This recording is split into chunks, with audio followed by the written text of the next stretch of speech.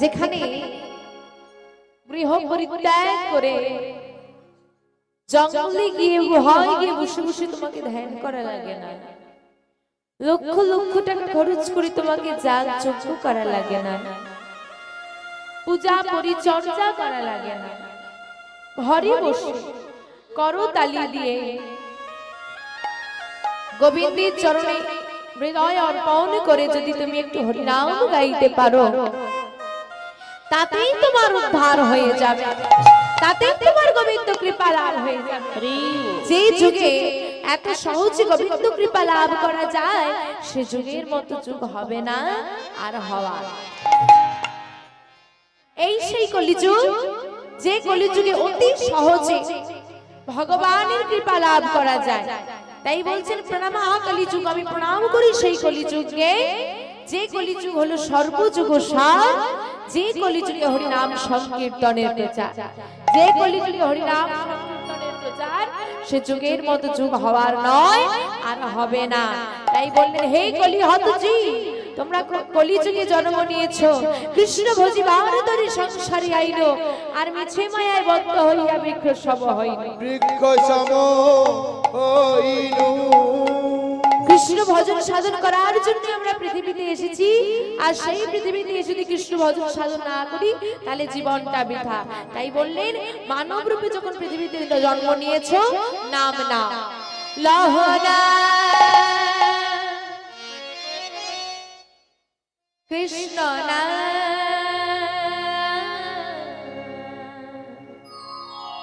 প্রত্যেকটা শব্দের অর্থ আছে। এখানে বলছে লহ না, লহ মানে কি? ওমা লহ মানে কি গো? না। বলছে নাম না, নাম না নেব মানে, নাম নেওয়া মানে যতই তুমি গোবিন্দকে ভজন সাধন করো সেটা কিন্তু লাভ হবে না। কিরকম? মায়েরা বটবৃক্ষ দেখেছেন? কিছু দেখা যাচ্ছে না গো। ওমা বট গাছ দেখেছো? বটের গাছের তলায় কত বট ফল ফুলে থাকে না? তা ওই ফলই কি গাছ হয় না? আপনি একটা বট ফল কুড়িয়ে নিয়ে আসবেন, কুড়িয়ে নিয়ে এসে বাড়িতে যত্ন করে রোপণ করবেন, হবে? গাছ হবে? হবে না। ওই বট ফলটিকে যখন কোনো পাখি সেবা করবে, তার লালা রস দিয়ে তার শরীরের মধ্যে গিয়ে পরিপাক হয়ে মলের মাধ্যম দিয়ে যখন বেরোবে, যদি সে কোনো গাছে কোনো বাড়ির ছাদেও সে মলত্যাগ করে, সেখানেই কিন্তু বট গাছটি তৈরি হয়। তদ্রূপ তুমি যতই কৃষ্ণ নাম করো, ওই কৃষ্ণ নামের ফল কিন্তু তুমি পাবে না, যতক্ষণ না গুরুদেব তার লালা রস মিশ্রিত করে সেই নাম তোমার স্মৃতি মূলে দিচ্ছে, ততক্ষণ কাজের হবে। তাই বলছে লহ নাম, আগে নামটা নিতে হবে। কার থেকে? গুরুদেবের থেকে। গুরুদেবের থেকে শ্রুতি মূলে তুমি নামটা নিলে, কি নাম নেবে? অন্য কোন নামে দীক্ষিত নয়, তোমাকে দীক্ষিত হতে হবে কৃষ্ণ নামে। লহ নাম কৃষ্ণ নাম, তা নাম নিয়ে নিলাম, এইবার জপনা, ওই নামটা জপ করতে হবে অবিরা।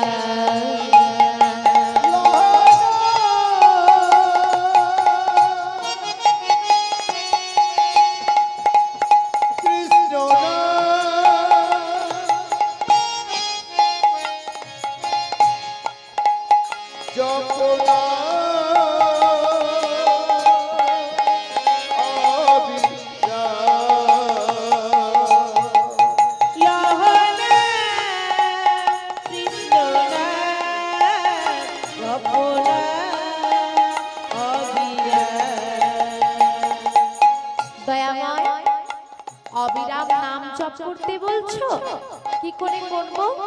সারাদিন তো সংসার নিয়ে আমরা ব্যস্ত থাকি, সময় কোথায় তোমার নাম জপ করার?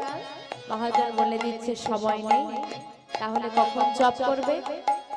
পথ চলিতে কথা বলিতে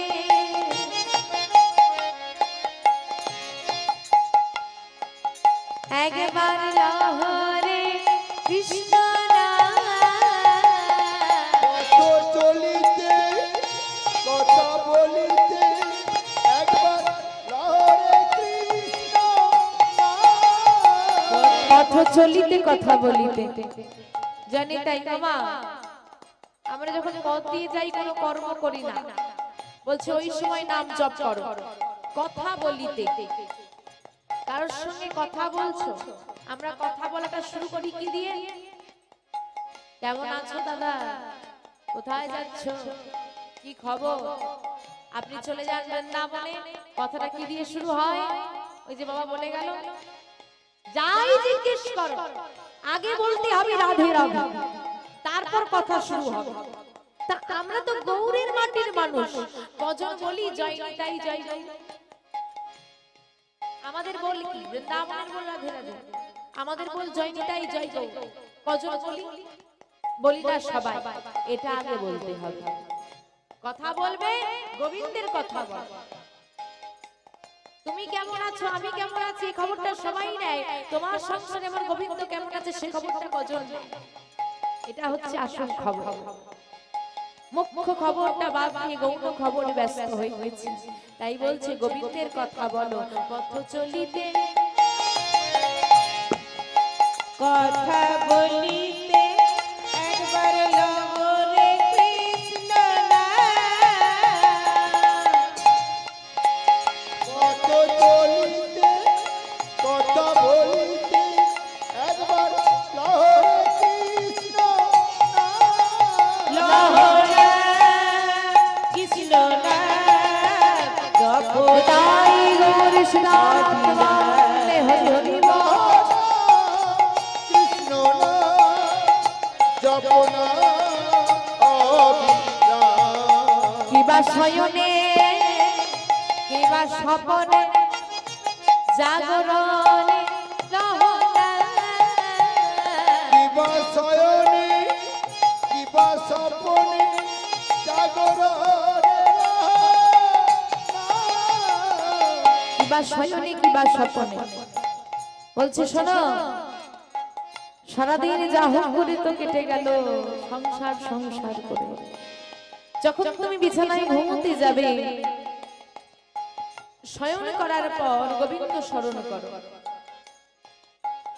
কেন না আমরা নিশ্চিন্ত মনে ঘুমিয়ে তো গেলাম যদি ঘুম ভাঙে তো সকাল আর না ভাঙলে পরকাল কাল একটা সুন্দর সকাল আসবে সে গ্যারেন্টি সবাই দিলেও ওই সকালটা তুমি দেখতে পাবে কিনা সে গ্যারেন্টি কিন্তু কেউ দেবে না তাই গোবিন্দ স্মরণে নিদ্রাভূত হও সেখানে গিয়ে যখন বিচার বসবে সবার মাঝখানে গর্ব করে বলতে পারবে যে আমার এই ধরাধামে থাকা শেষ দিনটা আমি গোবিন্দ স্মরণে কাটিয়ে এসেছি যদি স্মরণে রাখো কৃষ্ণ স্বপনে আসবে কৃষ্ণ কিবা শয়নে কিবা স্বপনে জাগরণে লাওলা কিবা শয়নে কিবা স্বপনে জাগরণে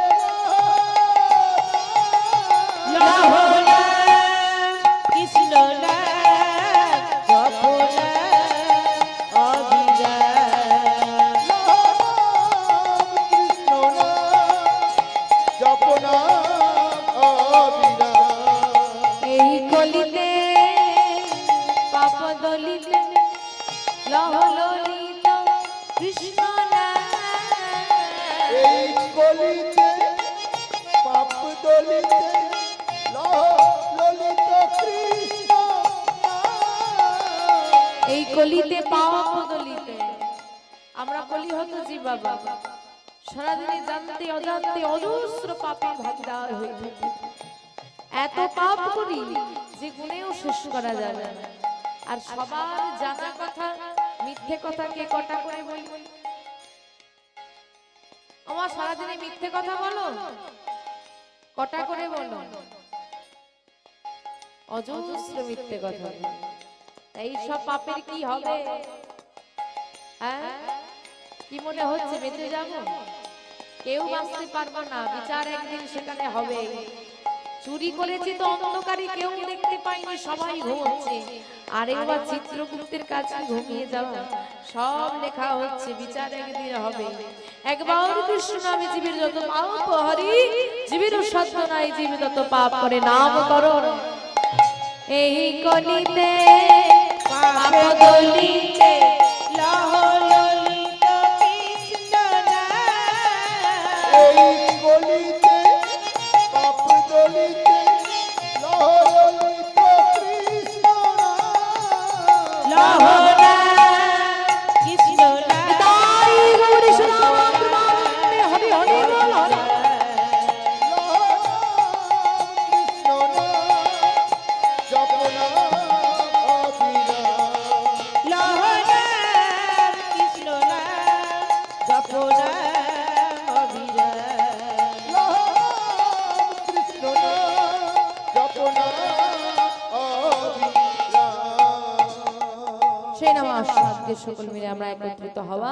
আসুন আজকে যে বিষয়বস্তু বা যে লীলা আমরা আস্বাদন করব, বৃন্দাবনী যাকে দর্শন করার জন্য এত ভক্ত মণ্ডলী, এত পুণ্যার্থী আমরা বৃন্দাবনে যাই, তিনি হলেন বাঁকে বিহারী লাল। তো এই যে বাঁকে বিহারী লাল, যাকে দর্শন করার জন্য মানুষ বৃন্দাবনে যায়, সেই বাঁকে বিহারী কে, কেমন ভাবেই বা তার নাম হয়েছিল বাঁকে বিহারী লাল? বাঁকে শব্দের অর্থ কি? কি অর্থ? আমা বাঁকে শব্দের অর্থ কি গো? বাঁকা। বাঁকে শব্দের অর্থ হচ্ছে বাঁকা। ভগবান হলে তিন ছায়ে বাঁকা। তিনটি বাঁক আছে গোবিন্দের দেহের মধ্যে, চরণে একটা, কোটি দেশে একটা, গল দেশে একটা। তিন ছায়ে বেঁকে গোবিন্দ আমার দাঁড়ায়। তো তিনটি বাঁক তার শরীরে, তাই বাঁকে কথাটা আমরা ব্যবহার করে থাকি। কিন্তু বাকি যে নামটা বাঁকে বিহারী লাল, এই যে বিহারী লাল, এই বিহারী লাল ভগবানের নাম নয়, তাহলে কার নাম? এই বিহারী লাল হলো 5 বছর বয়সী একটা ছোট্ট ছেলে। এখন আমাদের প্রশ্ন হলো যে বিহারী লাল যদি কোনো ভক্তের নাম হয়ে থাকে, আমরা ভগবানকে কেন বিহারী লাল বলি? কেন বৃন্দাবনে দাঁড়িয়ে থাকা ওই বিগ্রহকে আমরা বাঁকে বিহারী লাল বলি? আপনারা লক্ষ্য করে দেখবেন, এত জায়গা আপনারা আশা করি কম বেশি সবাই এদিক ওদিক ভ্রমণ করেন, একই নামে বিগ্রহ বিভিন্ন জায়গায় দেখা যায়, যেমন রাধা মাধব, মদন মোহন, তাই তো? কিন্তু আপনি কি কোথাও দেখেছেন বৃন্দাবন ছাড়া বাঁকে বিহারী মন্দির আর কোথাও আছে? আর কিন্তু কোথাও বাঁকে বিহারী মন্দির তৈরি হয় বা নাম রাখা হয়। এর কারণটা কি, আসল তত্ত্বটা কি? আসুন সেই সমস্ত বিষয়বস্তু আজকে আমরা আস্বাদন করব কিভাবে একজন ভক্তের নামে থেকে ভগবানের নামে পরিণত হলো বিহারী লাল। কি এমন কাণ্ড বাঁধালো ওই 5 বছরের ছেলেটা যে ভগবান সেই ভক্তের নামকে নিজের নাম করে নিলেন? সে বিষয়বস্তু, সে কথা আজকে আমরা আস্বাদন করব। আজকে আমাদের আস্বাদনের বিষয়বস্তু হবে ভক্ত বিহারী লাল। তাই গৌরী সুধানাথ প্রেমানন্দে হরি হরি। কিবা কলি ঘোরা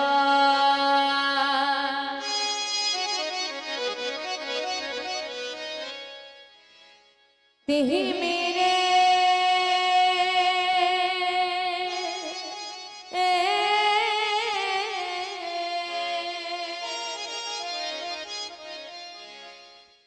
আমার গোরা সলো জগ জানে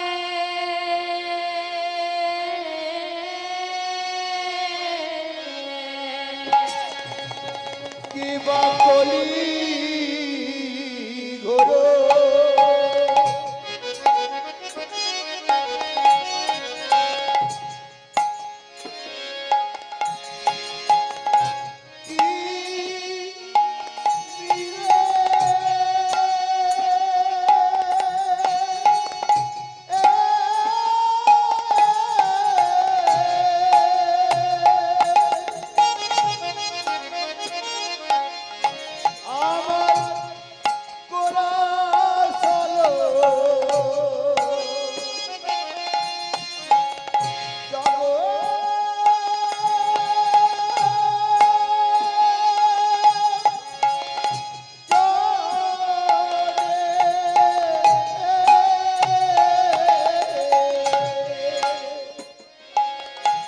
কিবা কলি ঘন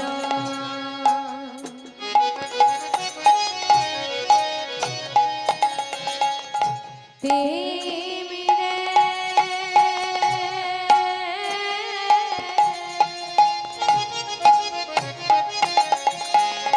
আমার গোনা শোন জগজনে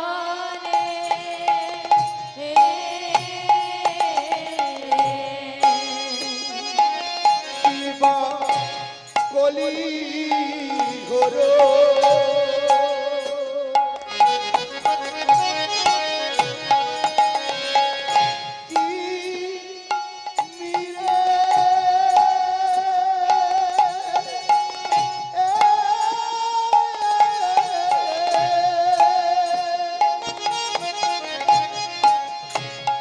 আমার কোনা চলো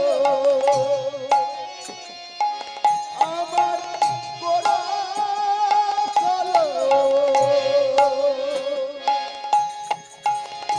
যাব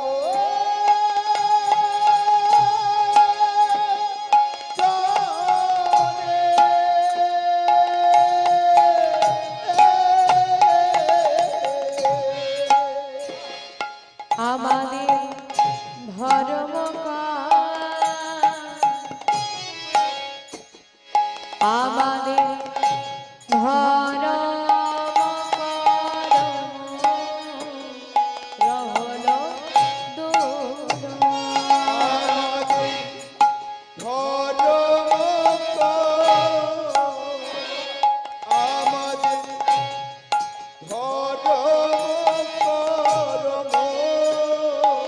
রহল দূর আমাদের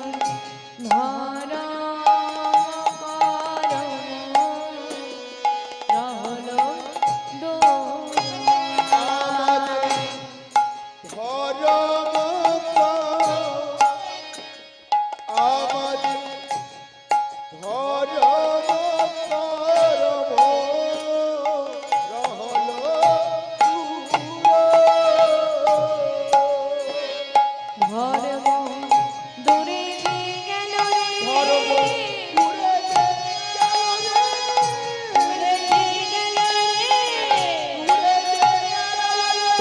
কলি ঘরতে কলি ঘরতে ধর্ম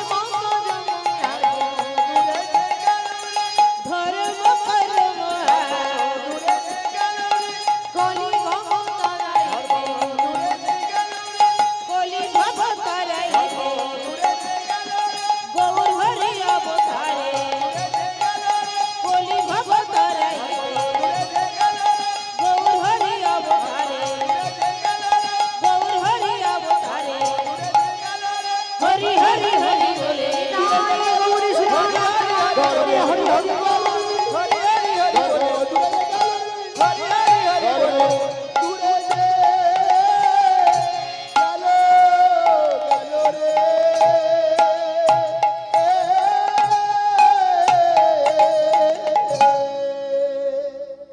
কলি ঘোরতি মিরে গোরাশিল জগজনের হরহ করমর হুদুর কলি ঘোর তিমি তিমির শব্দের অর্থ হচ্ছে অন্ধকার কলিযুগের যে ঘোর অন্ধকার আমার কলিযুগে অন্ধকার কোথায় আমার অন্ধকারটা কোথায় গো আমাদের হৃদয় অজ্ঞানতার অন্ধকার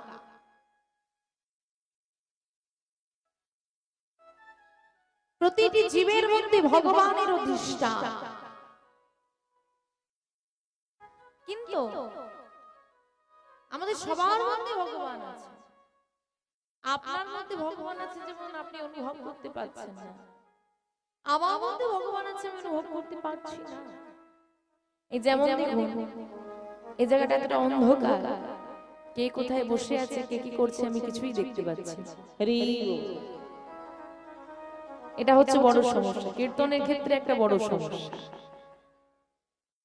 কীর্তনের ক্ষেত্রে ভক্ত শ্রোতা এবং বক্তার মধ্যে যত দূরত্ব কম হবে, যত একে অপরের মুখের ভাব বুঝতে পারবে, ভাবটা আদান প্রদান হবে, তবে কীর্তন হয়।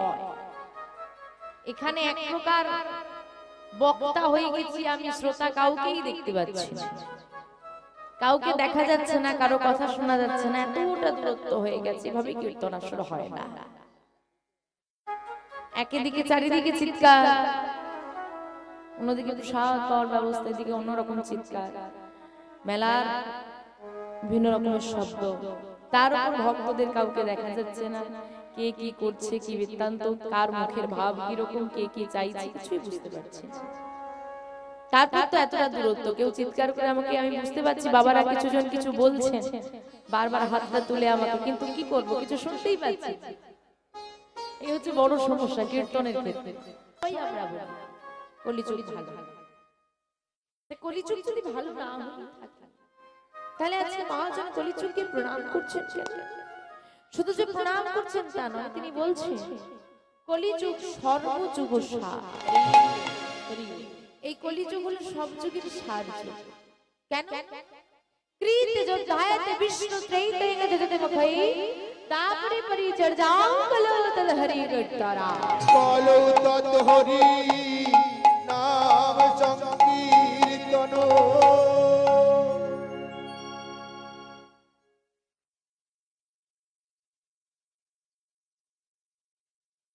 জয় জয় মা, জয় জয় শ্যামা মা, জয় জয় তারা মা, জয় জয় শ্যামা মা। শ্যাম আমার, আমার শ্যাম। নিউ স্টার ক্লাব পরিচালিত আজকে আমরা উপনীত হয়েছি শ্রীধাম বৃন্দাবন ধামে। তাই নিউ স্টার ক্লাবের পক্ষ থেকে আমরা বরণ করে নিচ্ছি আমাদের শিল্পী শিউলি দাস মহাশয়কে। প্রথমে আমরা বরণ করে নিচ্ছি আমাদের সামনে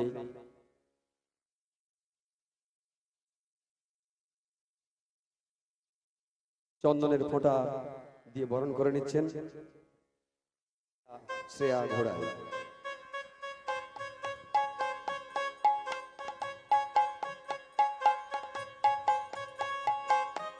এবং পরে ফুলের মাল্য দিয়ে বরণ করছেন সম্প্রীতি উৎসব কমিটি পরিচালন কমিটির সহসভাপতি রথিন পণ্ডিত মহাশয়। এবং ব্যাচ দিয়ে বরণ করে নিচ্ছেন সুমন মাইতি। রাধে রাধে, জয় জয় রাধে।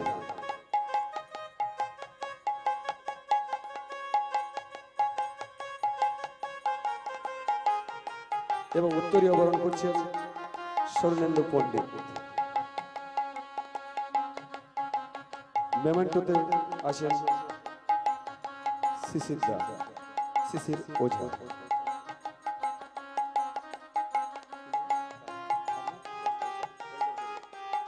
শঙ্করদা বরণ করে নিচ্ছেন আমাদের শ্রীখোলে যিনি আছেন। আমরা আজকে শ্রীধাম বৃন্দাবন ধামে উপনীত হয়েছি, তাই সবাই একসঙ্গে বলুন রাধে রাধে, জয় জয় রাধে, জয় Shri Radhe.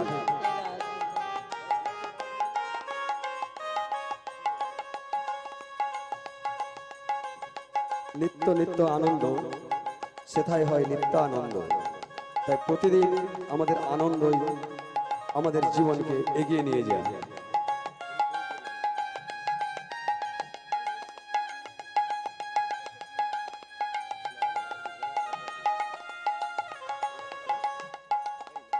New star club 25 বছর পূর্তি অনুষ্ঠান উপলক্ষে আমাদের এই আজ কীর্তন গান ইউটিউব ফেমাস আপনাদের সামনে উপনীত হয়েছেন।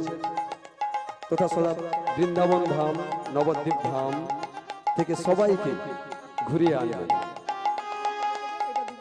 আমাদের সব সময়ের সাথী আমাদের সঙ্গে থাকেন মাননীয় অশ্বিনী বাগ মহাশয়কে মঞ্চে আসার জন্য অনুরোধ করছি।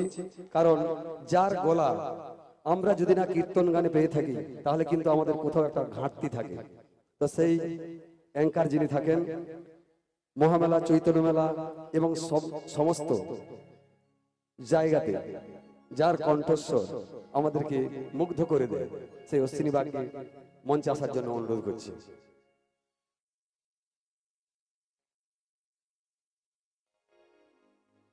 শুধু গৌর ভক্তবৃন্দ, শুধু নিত্যানন্দ ভক্তবৃন্দ,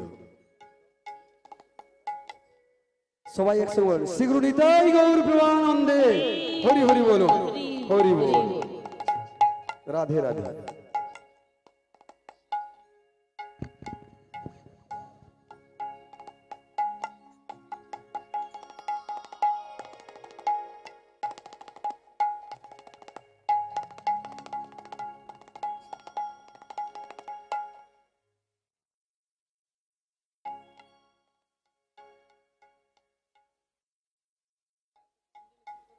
জনিতাই জনাধি তো মহাজন আজকে বললেন কৃত যোদ্ধায়তে বিষ্ণু ত্রৈতৈব যস্তে মুখৈ তাপরে পরিচর্যা কলৌতধারী কীর্তন।